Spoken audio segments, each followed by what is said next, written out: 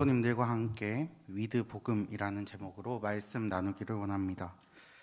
위드라는 단어의 뜻은 성도님들도 다 알고 계실 것이라고 생각합니다. 제가 간단하게 다시 설명드리면 위드라는 단어의 뜻은 무엇과 함께 혹은 무엇에 덮여라는 뜻을 가지고 있습니다.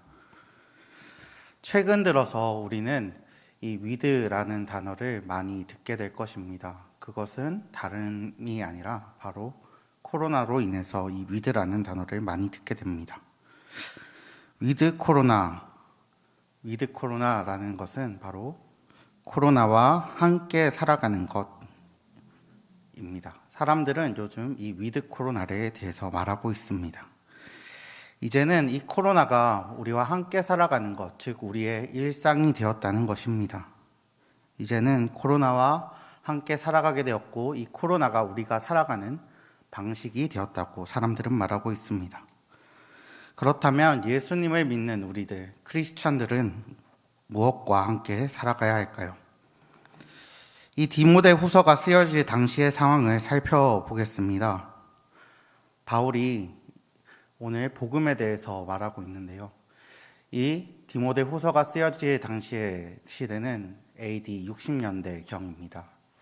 바로 이 복음이 나의 목숨과 맞바꿀 수 있는 것이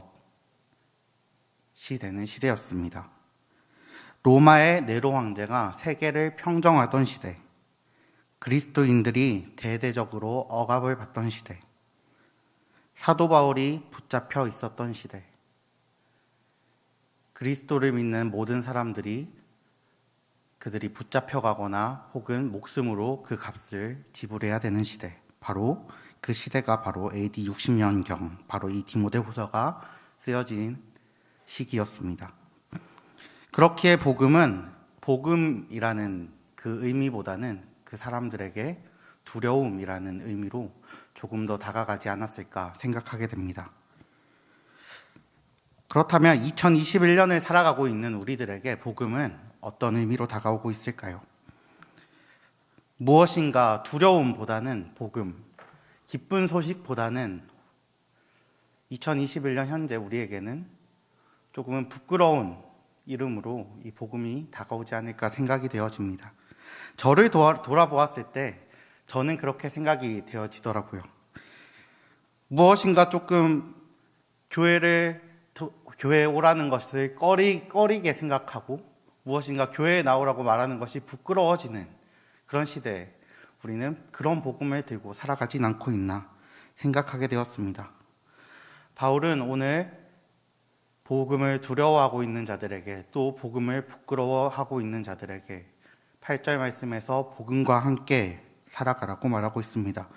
복음과 함께 복음으로 두려워하지 않고 오히려 이 복음을 나의 삶의 방식으로 삼으며 두려움을 극복하고 부끄러움을 극복하고 복음이 나의 일상이 되는 위드 복음의 시대를 살아가라고 바울은 권면하고 있습니다. 바울은 디모데 후서 1장 7절에서 이렇게 말하고 있습니다. 우리 다 같이 봉독하시겠습니다. 시작. 하나님이 우리에게 주신 것은 두려워하는 마음이 아니요 오직 능력과 사랑과 절제하는 마음이니. 아멘. 하나님이 우리에게 주신 것은 두려워하는 마음이 아니라 바울은 명확하게 두려워하는 마음이 아니요 오직 능력과 사랑과 절제하는 마음이니 라고 말하고 있습니다. 우리는 두려움이라는 것에 너무나도 많이 그리고 너무나도 쉽게 노출되어 있습니다. 세상은 그 두려움이라는 것을 통하여서 사람들을 컨트롤하고 그 사람들이 살아가는 방식을 정해줍니다. 어떻게 정하고 있는지 간단한 예를 들어보겠습니다. 요즘 청년들에게 이런 소리가 많이 들리고 있습니다. 너 공무원 아니면 앞으로 살아가는데 많은 지장이 있을 거야. 청년들은 너도 나도 할 것 없이 공무원 준비를 합니다. 제 사촌 동생들도 모두 공무원 준비를 하고 있다는 것을 볼 수 있습니다. 그렇다면 일을 하고 있는 사람들에게는 어떻게 다가갈까요? 너 이번에 성과 내지 못하면 너 월급에서 그 성과 내지 못한 만큼 그 금액을 깎을 거야. 이것은 사회에서뿐만 아니라 학교에서도 이런 두려움으로 사람을 지배하고 있다는 것을 보게 됩니다. 학교에서는 너 이 과목 공부 안 하면 좋은 대학 못 가고 좋은 직장 못 들어갈 거야. 이 사회의 어느 부분에서도 물질과 명예 같은 것들로 사람들을 두렵게 하고 그 두려운 마음으로 사람을 움직이고 있다는 것을 보게 됩니다. 우리는 성경 속에서도 이 두려운 마음이 어떻게 나타나고 있는지 보게 됩니다. 그 단적인 예로서 우리는 예수 그리스도의 가장 가까운 제자였던 베드로를 보게 됩니다. 베드로는 어떤 제자였습니까? 예수님을 정말로 사랑했던 제자였습니다. 예수님을 나의 주님이라고 고백했던 제자였고, 내가 정말로 예수님을 살아계신 주요 하나님의 아들이십니다 라고까지 고백했던 제자가 바로 베드로였습니다. 그런데 이 베드로가 예수님께서 십자가에 달리셨을 때 어떻게 말하고 있는지 우리는 모두 알고 있습니다. 나는 주님을 모릅니다 라고 3번이나 주님을 부인하게 됩니다. 마치 베드로가 그랬던 것처럼 두려움은 우리를 하나님으로부터 멀어지게 하고 있습니다. 베드로가 그랬던 것처럼 우리는 주님을 모릅니다 라고 고백하게 만들고 있습니다. 그런데 그것만이 문제가 아닙니다. 이후에 베드로의 모습을 보게 됩니다. 주님을 모른다고 고백했던 그 베드로의 모습은 어떻게 변해 있었습니까? 모든 것을 포기한 채로 예수님을 따라 나섰던 그 베드로가 예수님을 포기하고 다시 모든 것을 포기했던 그 포기의 자리로 다시 돌아가 그 배 위에 올라가 있는 것을 보게 됩니다. 그 물고기 잡는 것이 가장 중요했던 그때의 종의 모습으로 돌아가 살게 됩니다. 두려움은 우리를 종의 모습으로 만듭니다. 이것이 두려움과 함께 살아가는 자들의 모습입니다. 위드 두려움의 모습입니다. 베드로가 두려움에 빠졌던 이유는, 베드로가 주님을 모르겠다고 말했던 이유는 다른 것이 아니었습니다. 바로 복음으로부터 멀어졌기 때문에, 조금 심하게 말해서는 복음을 버렸기 때문에 라고 말할 수 있을 것입니다. 그를 두렵게 만들던 것, 그에게 두려움을 전해주었던 것은 바로 복음을 버림이었습니다. 바울은 7절 상반절에서 이 두려움에 대해서 말한 후에 하반절에서는 그렇다면 하나님께서 주신 것은 무엇인가에 대해서 말하고 있습니다. 첫 번째로 말하고 있는 것은 능력입니다. 우리 사도행전 1장 8절의 말씀인데요. 우리 같이 한번 봉독하시겠습니다. 시작. 오직 성령이 너희에게 임하시면 너희가 권능을 받고 예루살렘과 온 유대와 사마리아와 땅끝까지 이르러 내 증인이 되리라 하시니라. 아멘. 사도행전 1장 8절에서 말하고 있는 권능이라는 단어와 오늘 디모데후서 1장 7절에서 말하는 능력이라는 단어는 같은 단어인 주나미스라는 헬라어 단어입니다. 오늘 사도행전 1장 8절의 말씀에서 볼 수 있듯이 능력을 주셨다는 것은 다른 것을 주셨다는 것이 아니라 바로 성령을 주셨다는 것을 말하고 있습니다. 성령이 우리와 함께 하신다는 것을 말하고 있습니다. 성령이 함께하면 무엇을 말하느냐? 바로 우리가 예수 그리스도와 하나됨을 말하고 있습니다. 능력은 다른 것이 아니라 성령과 함께함이며 예수 그리스도와 하나됨을 말하고 있는 것입니다. 예수 그리스도와 하나됨은 또 무엇을 말하고 있습니까? 종되었던 이스라엘을 애굽에서 출애굽시키셨던 것처럼, 종되었던 베드로를 그 종의 신분에서 증인의 신분으로 만드셨던 것처럼, 우리에게 주신 능력은 성령과 함께함이며 예수님과 하나됨이며 바로 종에서 벗어나는 능력입니다. 베드로가 다시 예수님을 만났을 때, 그 종의 자리로 다시 돌아가서 그 종의 자리에서 살고 있을 때, 그때 다시 예수님을 만났을 때 어떻게 변화되었습니까? 두려움에 사로잡혀서 다시 종의 모습을 갖추고 있던 그 베드로가 예수님을 만남으로 어떻게 다시 변했습니까? 종의 모습에서 다시 증인의 모습으로 복음을 가지게 되었습니다. 그의 신분은 종에서 증인이라는 신분으로 변화하게 되었다는 것을 보게 됩니다. 우리는 어떤 마음을 가지고 이 시대를 살아가고 있는지 한번 생각해 보시길 바랍니다. 두려움을 가지고 살아가고 계십니까? 혹은 능력을 가지고 살아가고 계십니까? 종으로 살아가고 계십니까? 혹은 증인의 삶으로 살아가고 계십니까? 바울은 두 번째로 하나님께서 사랑을 주셨음을 말하고 있습니다. 하나님의 사랑은 내가 어떤 상태에 있든지 주어지는 아가페의 사랑입니다. 내가 종되었을 때에도, 내가 어떤 죄를 지었을 때에도 나를 사랑해 주시는 하나님의 사랑. 하나님의 이 사랑은 이미 우리를 사랑하셨고 끝까지 사랑하시는 사랑입니다. 처음부터 끝까지 결정된 사랑입니다. 우리 요한일서 4장 18절의 내용 상반절 말씀 같이 봉독하시겠습니다. 시작. 사랑 안에 두려움이 없고 온전한 사랑이 두려움을 내쫓나니. 아멘. 주님께서 주신 사랑은 두려움을 내쫓는다고 말하고 있습니다. 뿐만 아니라 이 사랑이 우리에게 두려움을 없앤다고 말하고 있습니다. 이 말을 반대로 말하자면 바로 두려워하고 있다는 것은 내 안에 사랑이 없다는 것입니다. 두려워하는 것이 두려워하기 때문에 사랑을 못하는 것이 아니라 내 안에 사랑이 없기 때문에 두려워하고 있다는 것입니다. 사랑하는 성도 여러분, 하나님께서 주시는 그 끝없는 사랑, 처음부터 끝까지 이미 우리에게 주신 그 사랑을 가지고 살아가고 계십니까? 우리는 하나님의 사랑을 가지고 살아가는 수원북부교회가 되기를 원합니다. 제가 월요일 날 어떤 한 주례에서 들었던 내용 중에 정말 마음에 많이 와닿는 내용이 있어서 조금 발췌를 해왔습니다. 하나님의 사랑은 나를 가득 차게 하고 그 사랑이 내 아내에게 전해지는 것이다 고 말씀을 하셨습니다. 우리에게 전해지는 그 사랑도 나에게 먼저 가득 차는 사랑이 되길 원하며 우리의 이웃에게 온전히 전해지는 사랑이 되길 원합니다.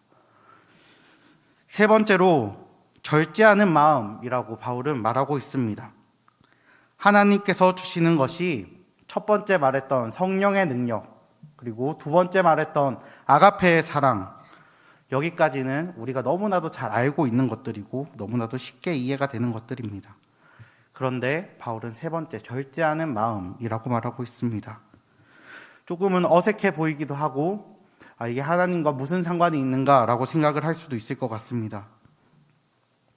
그런데 이 절제하는 마음은 다른 것을 절제하는 것이 아니라 내 자신을 위해 하는 무언가를 절제하는 마음입니다. 다시 말하자면 내 자신을 내려놓는 마음입니다. 우리는 남들과 비교하며 살아가기를 너무나도 좋아합니다. 어쩌면 그것이 이미 나의 삶의 일부, 나의 삶의 전부가 되었을지도 모릅니다. SNS를 통해서 우리는 그것을 많이 느낄 수 있습니다. 이 집 참 맛집이더라. 여기는 꼭 가야지. 우리는 남들보다 더 맛있는 것을 많이 먹어야 됩니다.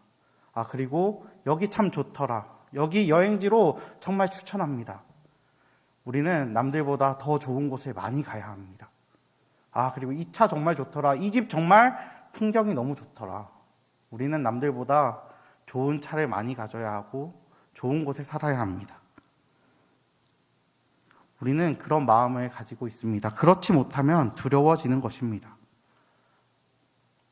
저는 이 절제한다는 말을 다른 말로 한번 표현해 보고 싶습니다. 나를 위해서 살아가는 것이 아니라 하나님을 위해 살아가는 것이라고 표현하고 싶습니다.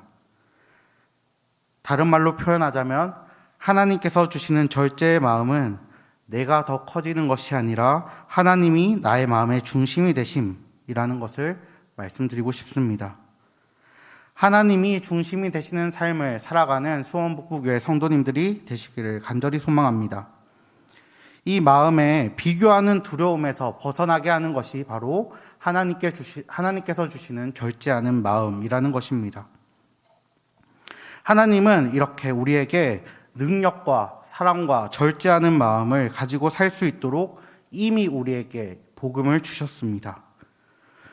하나님께서 주시는 것은 두려움이 아니라 바로 이 세 가지, 바로 복음, 이라고 말씀하고 계시고 이 복음을 가지고 살아가라고 바울은 말하고 있습니다. 즉 예수님을 기억하고 성령님으로 인해 예수님을 기억하고 그 성령으로 인해 예수님과 하나 되며 예수님이 나의 주인이 되는 삶을 살아가라고 바울은 우리에게 권면하고 있는 것입니다.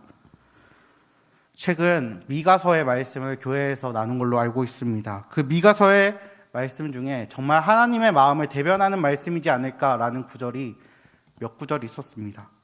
그 중에 정말 저의 마음을 흔들었던 말씀이 있는데요. 바로 들어라, 귀 기울여 들어라 라는 말씀입니다. 그리고 내 백성아 라는 그 단어였습니다. 하나님께서는 우리가 어떤 처지에 놓여 있든지, 우리가 어떤 상황에 놓여 있든지, 우리가 무엇을 저질렀든지 우리를 사랑하는 그 마음을 변치 않으시고 우리에게 들어라, 귀 기울여 들어라 라고 말씀하시며 나의 사랑하는 백성아, 나의 사랑하는 아들아, 나의 사랑하는 딸아 라고 여전히 부르고 계시다는 것을 보게 됩니다. 오늘 바울의 권면이 바로 2021년 우리의 삶을 바로 들어라, 귀 기울여 들어라, 내 백성아 라고 부르고 있는 미가의 말처럼 우리에게 들려지기를 간절히 소망합니다. 우리는 말씀에 귀를 기울여야 할 것입니다. 우리는 하나님을 누리면서 살아가야 할 것입니다. 그렇다면 우리는 무엇을 가지고 그리스도인이라고 불리면서 살아가고 있는지에 대해서도 같이 한번 살펴보기를 원합니다. 우리 디모데 후서 1장 8절의 말씀인데요. 우리 같이 한번 봉독하시겠습니다. 시작. 그러므로 너는 내가 우리 주를 증언함과 또는 주를 위하여 갇힌 자 된 나를 부끄러워하지 말고 오직 하나님의 능력을 따라 복음과 함께 고난을 받으라. 아멘. 오늘 말씀의 제목이었던 복음과 함께라는 단어 뒤에 조금은 어색한 단어가 보입니다. 바로 고난을 받으라 라는 말입니다. 우리는 복음으로 변화되고 기뻐하는 삶, 감사하는 삶, 우리의 삶이 변하여서 더욱더 기쁨과 감사가 넘치는 삶을 살아가기 원하는데 그 문제가 해결되어서 더 이상 문제가 없는 삶을 살아가길 원하는데 오늘 말씀은 복음과 함께 고난을 받으라 라고 말하고 있습니다. 그렇기 때문에 오늘 이 말씀이 조금은 받아들이기 어렵지 않을까라는 걱정도 되기도 합니다. 왜냐하면 고난을 좋아하시는 분이 계십니까? 고난받기를 즐기는 분이 계십니까? 그런 분은 정말 없을 것입니다. 우리는 고난받는 것을 싫어합니다. 고난받기를 두려워합니다. 고난이 없었으면 좋겠다고 생각합니다. 그런데 고난을 받으라니, 복음과 함께하면 고난을 받아야 되는 것인가? 라고 그런 착각을 하게 됩니다. 그래서 사람들은 오히려 복음을 가지기를 싫어하는 것 같습니다.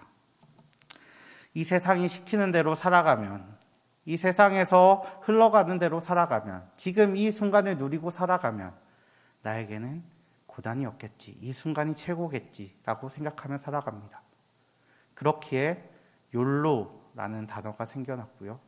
그렇기에 카르페디엠이라는 단어가 생긴 것 같습니다.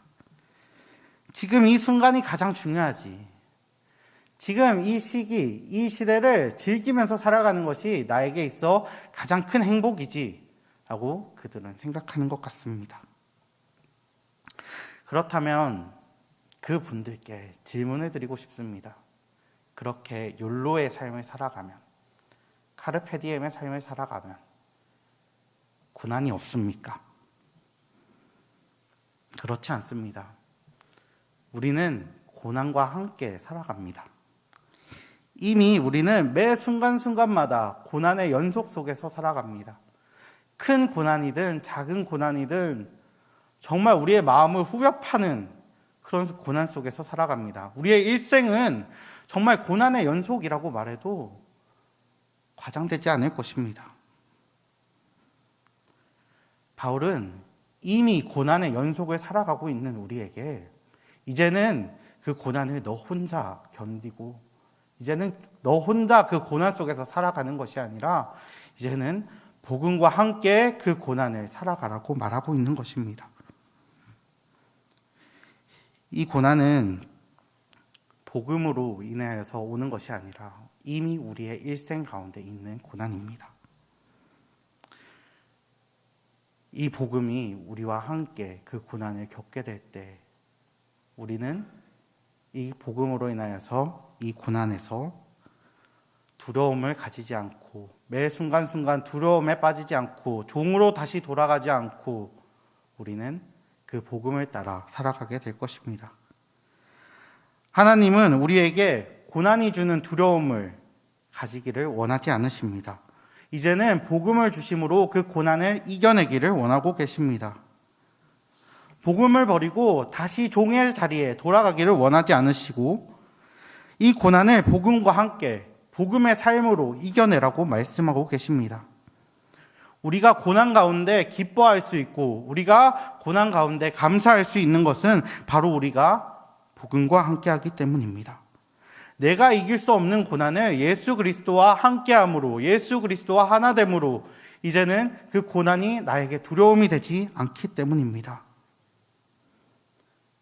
그런데 우리는 2021년 이 복음을 부끄러워하거나 감추고 살아가고 있지는 않습니까?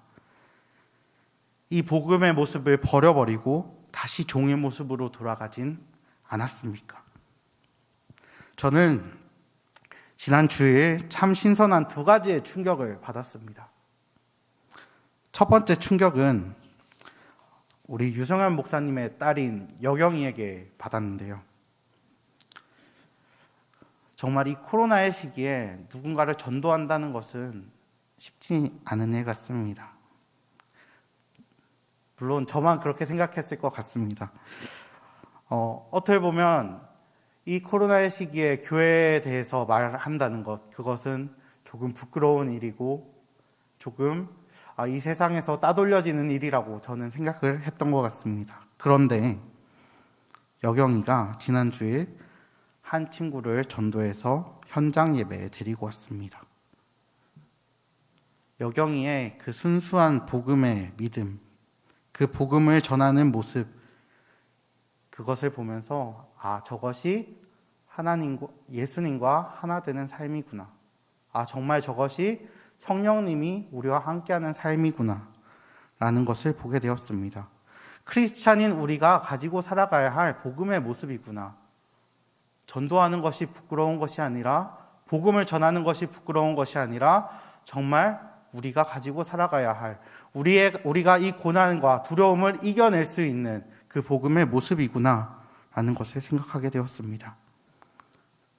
이 말씀을 준비하면서 여경이의 모습이 떠오르며 정말 부끄러운 마음이 많이 들었습니다. 어떻게 너는 그리스도의 제자라고 살아가면서 크리스찬이라고 살아가면서 복음을 부끄러워하였니? 두 번째 충격은 주일 저녁 예배 설교 시간이었습니다. 이인권 목사님께서 해주시는 간증을 들으면서 저는 충격을 받게 되었습니다.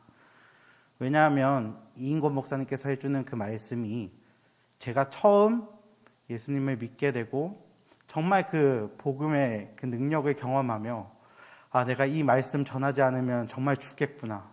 내가 정말 이 말씀 없으면 살 수 없겠구나 생각하며 만나는 친구들마다 복음을 전하고 예수님 믿으라고 전하고 그리고 시간 날 때마다 교회 주보 들고 사탕을 들고 나가서 전도하고 그리고 식혜와 호박죽을 만들어서 전도하던 그 모습과 너무 닮아 있었기 때문입니다.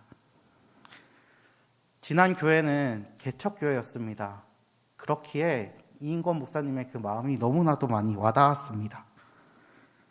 정말 너무나도 어렵게 사역하셨겠구나. 그럼에도 불구하고 그 고난을 정말 복음과 함께 이겨내고 계신 모습을 보게 되며 부끄러운 마음이 많이 들었습니다. 예찬아, 너는 주님 앞에서 복음 앞에서 어떻게 살고 있니? 너는 복음과 어떻게 같이 고난을 당하고 있니? 너의 복음의 열매는 무엇이니? 그럼과 동시에 저에게는 오늘 말씀이 위로가 되었습니다. 왜냐하면 하나님께서는 말씀하셨기 때문입니다. 복음, 그것은 나에게 부끄러움을 주는 것이 아니라, 두려움을 주는 것이 아니라 예수님과 함께 살아감을 우리가 이미 하나님께서 주셨음을 알려주시는 말씀이기 때문이었습니다. 하나님은 예수 그리스도라는 복음을 우리에게 이미 주셨습니다. 우리에게 그 예수 그리스도라는 이름을 주셨다는 것은 우리가 성령의 능력으로 이미 예수 그리스도를 알고 있고 그리스도와 하나 되고 예수 그리스도를 나의 삶의 주인으로 살아가는 것을 이미 우리는 경험하고 그렇게 살아갈 수 있다는 것을 말하고 있습니다. 이제는 종에서 우리는 증인이 되었음을 기억하시길 바랍니다. 이것이 복음입니다. 우리는 이 복음을 어떻게 대하고 있습니까? 정말 우리는 복음과 함께 살아가고 있습니까? 우리는 그 복음을 어떻게 살아가고 있습니까? 우리의 모습을 통해서 정말 그 사랑의 모습이 나타나고 있습니까? 복음을 전하는 것을 부끄러워하고 계시지는 않습니까? 정말 우리가 그 복음을 전하는 사람에게 이것이 정말 필요한 것이라고 온 마음을 써가며 그 사람에게 복음을 전하고 있습니까? 우리는 어떤 시대로 살아가고 있습니까? 하나님은 우리에게 어떤 세대로 오늘 바울을 통해서 살아가라고 말씀하고 계십니까? 사람들은 말합니다. 위드 코로나라고. 이제는 코로나와 함께 살아가는 것이 당연하다고. 우리와 코로나는 뗄래야 뗄 수 없는 관계라고. 바울은 말합니다. 위드 복음이라고. 이제는 복음과 함께 살아가는 것이 당연하다고. 우리와 복음은 뗄래야 뗄 수 없는 관계라고. 우리에게 어떠한 고난이 오더라도 우리가 버릴 수 없는 것은 너무나도 당연히 복음이 되어야 할 줄 믿습니다. 사랑하는 수원북부교회 성도 여러분, 위드 복음의 시대, 복음과 함께하는 시대, 복음에 덮여 살아가는 시대를 살아가는 우리 수원북부교회 성도 여러분이 되시기를 간절히 소망합니다. 우리 찬양